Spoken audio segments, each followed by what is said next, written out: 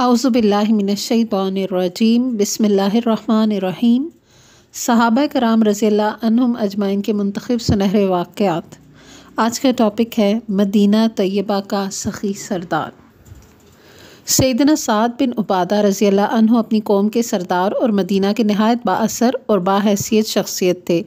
ان کی قوم کے سارے لوگ اتفاق رائے سے انہیں اپنا سردار مان چکے تھے اور ان کی خاطر خواہ تکریم کرتے تھے۔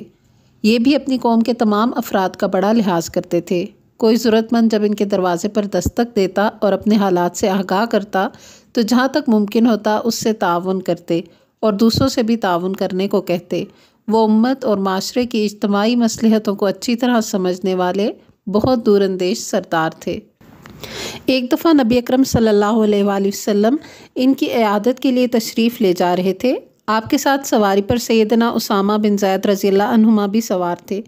راستے میں ایک مجلس پر آپ کا گزر ہوا۔ اس میں عبداللہ بن ابی ابن سلول منافق بھی تھا۔ یہ غزوہ بدر سے پہلے کا واقعہ ہے۔ عبداللہ بن ابی نے اس وقت تک اپنے اسلام کا اظہار نہیں کیا تھا۔ رسول اللہ صلی اللہ علیہ وآلہ وسلم نے مجلس کے سامنے کھڑے ہو کر حاضرین کو اسلام کی دعوت دی۔ عبداللہ بن ابی نے اپنی ناک چادر سے ڈھانپ لی اور کہنے لگا، محمد صلی اللہ علیہ وآلہ وسلم، آپ اپنی سواری کی گرد سے ہمیں محفوظ رکھیں اور جو آپ کی بات سننے کی خواہش رکھتا ہو اسی کو سنائیں، ہمیں تنگ نہ کریں۔ عبداللہ بن رواحہ رضی اللہ عنہ بھی اس مجلس میں تھے۔ انہوں نے عبداللہ بن ابی کی تردید کی اور قریب تھا کہ اس وقت مسلمانوں اور کافروں میں جنگ کے شعلے بھڑک اٹھتے، مگر رسول اللہ صلی اللہ علیہ وآلہ وسلم نے انہیں خاموش کر دیا۔ پھر آپ سعد بن عبادہ رضی اللہ عنہ کے گھر تشریف لے گئے۔ ان سے عبداللہ بن ابی کی بدتمیزی کا ذکر کیا تو وہ کہنے لگے، اللہ کے رسول صلی اللہ علیہ وآلہ وسلم اس کی نازیبا حرکات سے درگزر فرمائیں۔ آپ صلی اللہ علیہ وآلہ وسلم کی بعثت سے قبل اہل مدینہ اس کے سر پر بادشاہت کا تاج رکھنے کا فیصلہ کر چکے تھے، مگر آپ کی مدینہ میں تشریف آوری کے بعد اس کے سب خواب ادھورے رہ گئے، اس لیے گاہے بگاہے وہ آپ سے الجھنا چاہتا ہے۔ رسول اللہ صلی اللہ علیہ وآلہ وسلم نے اس کی فضول باتوں کو نظر انداز کر دیا۔ سیدنا سعد بن عبادہ رضی اللہ عنہ کو جود و سخا جیسے اوصاف حمیدہ اپنے آباء و اجداد سے وراثت میں ملے تھے۔ ان کا دادا دلیم بہت سخی تھا۔ دلیم کا دسترخوان ہر خاص و عام کے لیے ہر وقت کھلا رہتا تھا۔ اس کے گھر کے قریب ایک ٹیلہ تھا۔ روزانہ اس پر دلیم کا ایک غلام یہ اعلان کرتا کہ جو کوئی گوشت کھانا چاہتا ہے وہ دلیم کے گھر آئے۔ دلیم کی وفات ہو گئی تو سعد کے والد عبادہ نے بھی یہ روایت قائم رکھی۔ والد کے انتقال کے بعد سعد رضی اللہ عنہ نے بھی اس روایت کو قائم رکھا۔ آپ کی وفات کے بعد آپ کے صاحبزادے قیس بن سعد بھی اپنے آباء و اجداد کی اس خوبصورت وراثت کو مضبوطی سے تھامے رکھا۔ سیدنا سعد بن عبادہ رضی اللہ عنہ کا دادا دلیم ہر سال منات بت کی نام پر 10 اونٹ قربان کیا کرتا تھا۔ ان کے والد عبادہ نے بھی اس روایت کو باقی رکھا۔ والد کے انتقال کے بعد اسلام کی آمد سے پہلے سعد بن عبادہ بھی ہر سال پابندی سے منات کے نام پر یہ 10 اونٹ دیا کرتے تھے، مگر جب اسلام کے جانثاروں میں شامل ہو گئے تو انہوں نے ہر سال یہ 10 اونٹ اللہ کے نام پر قربان کرنا شروع کر دیے۔ سیدنا سعد بن عبادہ رضی اللہ عنہ سخاوت اور لوگوں کو کھانے پلانے میں بہت معروف تھے۔ کھلانے پلانے میں بہت معروف تھے۔ ان کا معمول تھا کہ اکثر و بیشتر ایک بڑے برتن میں سرید اور گوشت والا کھانا نبی اکرم صلی اللہ علیہ وآلہ وسلم کی خدمت میں پیش کرتے۔ قبیلہ اوس و خزرج میں ہر جگہ ان کے کھانے کا تذکرہ رہتا، اس معاملے میں کوئی بھی ان کا ثانی نہ تھا۔ حافظ ابن حجر اور محمد بن سیرین کے حوالے سے لکھا ہے کہ سیدنا سعد بن عبادہ رضی اللہ عنہ ہر رات اہل صفہ کے 80 افراد کو کھانا کھلایا کرتے تھے۔ سعد بن عبادہ رضی اللہ عنہ یہ دعا کیا کرتے تھے، اللہم ہب لی مجدن لا مجد الا بفعال ولا فعال الا بمال اللہم انہ لا یصلحنی القلیل ولا اصلح علیہ، جس کا ترجمہ ہے، اے اللہ مجھے سرداری دے، سرداری کارکردگی کے بغیر نہیں ہوتی اور کارکردگی مال کے بغیر نہیں۔ اے اللہ تھوڑے مال سے میرا کام نہیں چلتا اور نہ ہی میں تھوڑے مال کے لیے مناسب ہوں۔ سیدنا سعد بن عبادہ رضی اللہ عنہ کی طرح ان کے بیٹے سیدنا قیس رضی اللہ عنہ بھی بڑے سخی تھے۔ سیدنا سعد رضی اللہ عنہ اس جود و سخا میں اپنے بیٹے کی ہمت افزائی فرماتے اور مزید سخاوت کی ترغیب دیا کرتے تھے۔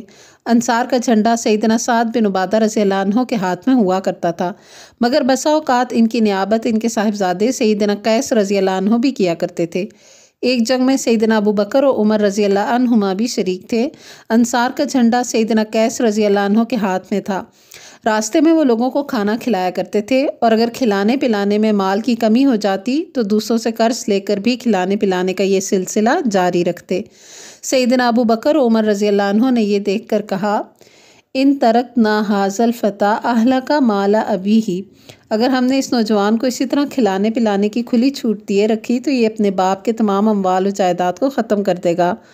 سیدنا سعد بن عبادہ رضی اللہ عنہ کو اپنے بیٹے کی سخاوت کے بارے میں خبر ہوئی تو بہت خوش ہوئے اور اپنے بیٹے کو بدستور یہ سخاوت جاری رکھنے کی تلقین فرمائی۔ رسول اللہ صلی اللہ علیہ وآلہ وسلم سے سیدنا سعد بن عبادہ رضی اللہ عنہ بے پناہ محبت کیا کرتے تھے۔ انہوں نے اپنے بیٹے قیس رضی اللہ عنہ کو آپ صلی اللہ علیہ وآلہ وسلم کی خدمت کے لیے وقف کر دیا تھا۔ قیس رضی اللہ عنہ نبی اکرم صلی اللہ علیہ وآلہ وسلم کی خدمت کیا کرتے تھے۔ ایک دن انہوں نے نماز پڑھی، اتنے میں وہاں سے نبی اکرم صلی اللہ علیہ وآلہ وسلم کا گزر ہوا۔ آپ نے انہیں اپنے پاؤں مبارک سے تھوڑا سا ٹہوکا لگایا اور فرمایا، الا ادلک علی باب من ابواب الجنہ، کیا میں تمہیں جنت کے دروازوں میں سے ایک دروازے کے بارے میں نہ بتلاؤں؟ انہوں نے عرض کیا، اللہ کے رسول صلی اللہ علیہ وآلہ وسلم ضرور بتلائیں۔ آپ صلی اللہ علیہ وآلہ وسلم نے فرمایا، لا حول ولا قوت الا باللہ پڑھا کرو۔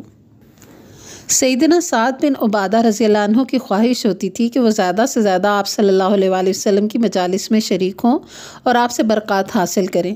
ایک دن رسول اللہ صلی اللہ علیہ وآلہ وسلم اپنے پیارے ساتھی کو ملنے کے لیے ان کے گھر تشریف لے گئے۔ وہ گھر کے اندر ہی موجود تھے، مگر آپ صلی اللہ علیہ وآلہ وسلم نے جب سلام کیا تو آپ کو سلام کا جواب نہ ملا، کیونکہ سیدنا سعد رضی اللہ عنہ نے آپ کے سلام کا نہایت آہستگی سے جواب دیا تھا۔ ان کے صاحبزادے قیس کہنے لگے، ابا جان، آپ رسول اللہ صلی اللہ علیہ وآلہ وسلم کو اندر آنے کی اجازت کیوں نہیں دیتے؟ سیدنا سعد رضی اللہ عنہ کہنے لگے، بیٹے، یہ رسول اللہ صلی اللہ علیہ وآلہ وسلم کا سلام اور آپ کی دعا ہے۔ میں چاہتا ہوں کہ زیادہ سے زیادہ آپ صلی اللہ علیہ وآلہ وسلم کی زبان مبارک سے یہ دعا حاصل کروں، اسی لیے میں آہستہ سے جواب دے رہا ہوں۔ اتنے میں رسول اللہ صلی اللہ علیہ وآلہ وسلم نے پھر السلام علیکم ورحمۃ اللہ کہا۔ سیدنا سعد رضی اللہ عنہ نے اس بار بھی آہستہ سے جواب دیا۔ جب تیسری بار بھی آپ صلی اللہ علیہ وآلہ وسلم تک کوئی جواب نہ پہنچا تو آپ واپس ہو گئے۔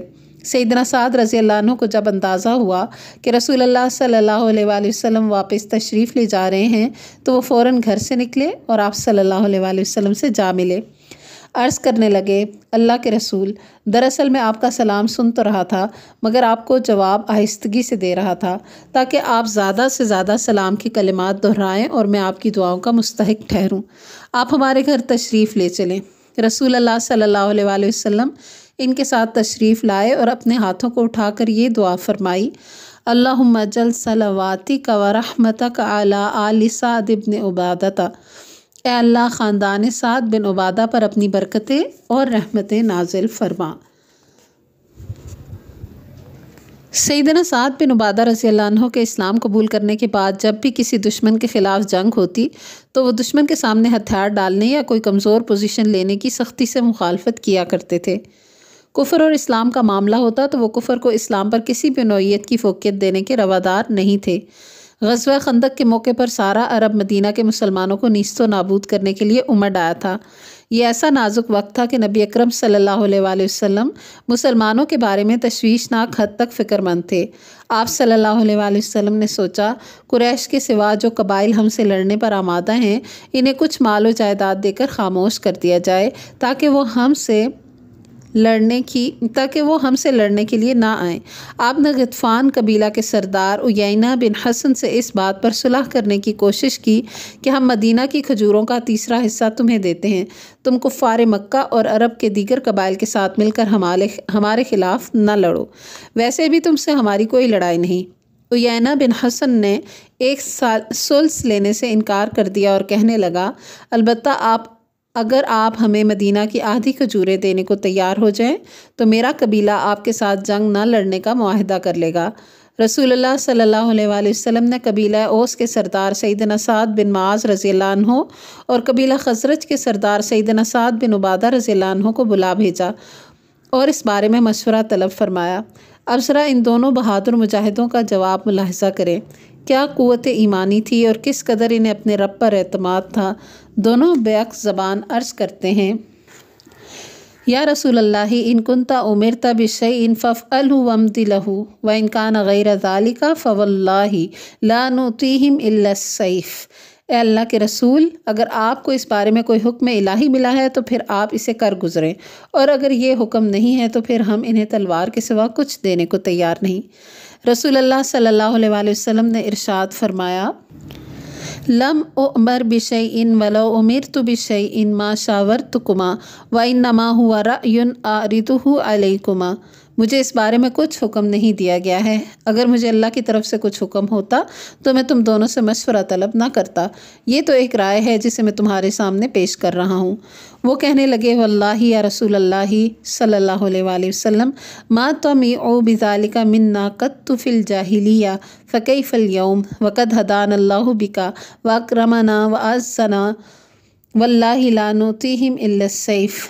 اللہ کی قسم، اللہ کے رسول، زمانہ جاہلیت میں بھی ان لوگوں نے کبھی ہم سے اس قسم کی توقع نہیں رکھی، پھر بھلا آج یہ کیسے ہو سکتا ہے جبکہ اللہ تعالیٰ نے ہمیں آپ کے ذریعے ہدایت، عزت اور طاقت بخشی ہے۔ اللہ کی قسم، ہم ان کے ساتھ تلوار کے سوا کسی چیز پر مصالحت کرنے کو تیار نہیں ہیں۔ ان کی ایمان سے لبریز بات سن کر نبی اکرم صلی اللہ علیہ وآلہ وسلم کو بہت خوشی ہوئی۔ آپ صلی اللہ علیہ وآلہ وسلم نے عیینہ بن حسن اور اس کے ساتھیوں سے فرمایا، ارجعوا فلیس بیننا وبینکم الا السیف۔ چلے جاؤ، اب ہمارے اور تمہارے درمیان تلوار ہی فیصلہ کرے گی۔ اس طرح غزوہ بدر کے موقع پر بدر جاتے ہوئے آپ نے صحابہ کرام سے مشورہ لیا۔ اس موقع پر سیدنا ابو بکر رضی اللہ عنہ اور سیدنا عمر فاروق رضی اللہ عنہ نے بڑی عمدہ گفتگو کی، مگر اللہ کے رسول صلی اللہ علیہ وآلہ وسلم نے انصار کی طرف اشارہ کیا۔ آپ صلی اللہ علیہ وآلہ وسلم کو ان کی رائے کا انتظار تھا۔ آئیے اس موقع پر سیدنا سعد بن عبادہ رضی اللہ عنہ کی ایمان افروز تقریر کا ایک اقتباس دیکھتے ہیں۔ إِيَّانَا تُرِيدُ يَا رَسُولَ اللَّهِ وَالَّذِي نَفْسِي بِيَدِهِ لَوْ أَمَرْتَنَا أَن نُخِيضَ الْبَحْرَ لَأَخَذْنَاهَا وَلَوْ أَمَرْتَنَا أَن نَضْرِبَ أَكْبَادَهَا إِلَى بَرْكِ الْغِمَادِ لَفَعَلْنَا۔ یا رسول اللہ، آپ غالباً ہم انصار مدینہ کی رائے سننا چاہتے ہیں۔ قسم ہے اس ذات کی جس کے ہاتھ میں میری جان ہے، اگر آپ ہمیں سواریاں سمندر میں ڈالنے کا حکم فرمائیں گے تو ہم بلا خوف و خطر انہیں سمندر میں ڈال دیں گے۔ اگر آپ ہمیں برق الغماد تک گھوڑے دوڑانے کا حکم دیں گے تو ہم وہاں تک گھوڑے دوڑائیں گے۔ برق الغماد آج کل مملکت سعودی عرب کے جنوب مغربی علاقے میں بحر احمر کے ساحل پر منطقہ اسیر میں یمن کی سرحد کے قریب واقع ہے۔ سعد بن عبادہ رضی اللہ عنہ کے اس پرجوش خطاب کے بعد نبی اکرم صلی اللہ علیہ وآلہ وسلم نے مجاہدین اسلام کو بدر کی طرف کوچ کرنے کا حکم دیا۔ فتح مکہ کے موقع پر جھنڈا سیدنا سعد بن عبادہ رضی اللہ عنہ کے ہاتھ میں تھا۔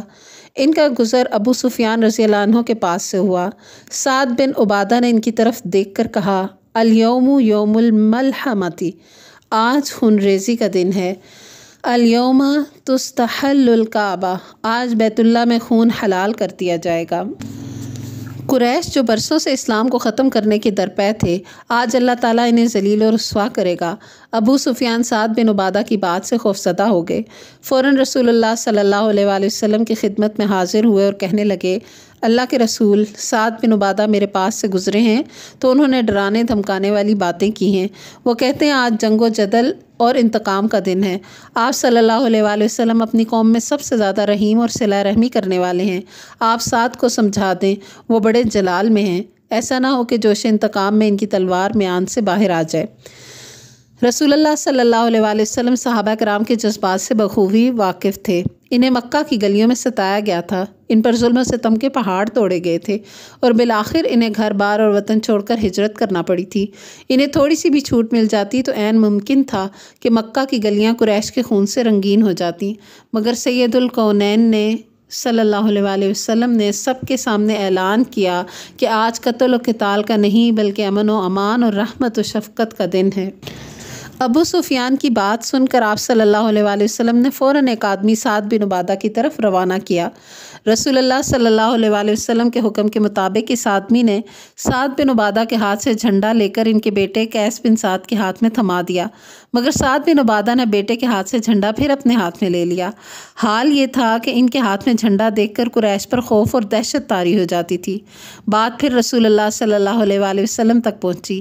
اس بار آپ نے اپنا امامہ دے کر ایک آدمی کو بھیجا۔ سیدنا سعد بن عبادہ نے جب رسول اللہ صلی اللہ علیہ وآلہ وسلم کا امامہ پہچان لیا تو فوراً جھنڈا اپنے بیٹے کے ہاتھ میں تھما دیا۔ سبحان اللہ! یہاں سے نبی صلی اللہ علیہ وآلہ وسلم کی رحم دلی اور شفقت کا اندازہ کیجئے کہ دشمن کے لیے بھی اپنے دل میں کس قدر رحم رکھتے ہیں۔ سیدنا سعد بن عبادہ اللہ اور اس کی شریعت کے بارے میں بڑے غیرت مند تھے۔ ان کی حمیت اسلامی کے بارے میں مذکورہ واقعہ واضح دلیل ہے۔ خانگی معاملات میں ان کی ذاتی غیرت کا عالم یہ تھا کہ عزت و عصمت کے معاملے میں غیرت کی اعلیٰ حد کو پہنچے ہوئے تھے۔ جب انہوں نے اپنی کسی بیوی کو طلاق دے دی تو کوئی آدمی اس سے شادی کرنا تو کجا اسے پیغام نکاح دینے کی بھی جرت نہ کر سکا، کیونکہ سارے ہی لوگوں کو معلوم تھا کہ سعد بن عبادہ بڑے غیور ہیں، کہیں ایسا نہ ہو کہ شادی کرنے والا ان کی غیرت کی زد میں آ جائے۔ چنانچہ جب قرآن کریم کی یہ آیت نازل ہوئی والذین یرمون المحصنات ثم لم یأتوا بأربعۃ شہداء فاجلدوہم 80 جلدہ ولا تقبلوا لہم شہادۃ ابدا، جو لوگ پاک دامن عورتوں پر زنا کی تہمت لگائیں پھر 4 گواہ پیش نہ کر سکیں تو انہیں 80 کوڑے لگاؤ اور کبھی ان کی گواہی قبول نہ کرو۔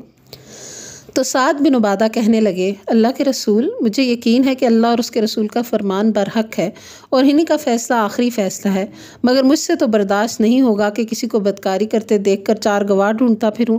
قسم ہے اس ذات کی جس نے آپ کو حق دے کر بھیجا، میں تو ایسے آدمی کو تلوار سے مار ڈالوں گا۔ سیدنا سعد کی غیرت بروقت اور برحق تھی اور غیرت حمیدہ اسلام میں مطلوب بھی ہے۔ چنانچہ رسول اللہ صلی اللہ علیہ وآلہ وسلم نے سعد بن عبادہ کی قوم کے لوگوں سے مخاطب ہو کر فرمایا اسمعوا الی ما یقول سیدکم انہ لغیور وانا اغیر منہ واللہ اغیر منی، اپنے سردار کی بات سنو، یقیناً وہ غیرت مند ہیں، میں ان سے زیادہ غیرت مند ہوں اور اللہ تعالیٰ مجھ سے بھی زیادہ غیرت مند ہے۔ صحیح بخاری۔ تو یہ تھا تذکرہ مدینہ کے سخی سردار سیدنا سعد بن عبادہ رضی اللہ عنہ کا۔ اللہ تعالیٰ ان کے درجات بلند فرمائے۔ وآخر دعوانا ان الحمد للہ رب العالمین۔ سبحانک اللہم و بحمدک نشہد ان لا الہ الا انت نستغفرک و نتوب الیک۔ السلام علیکم ورحمۃ اللہ وبرکاتہ۔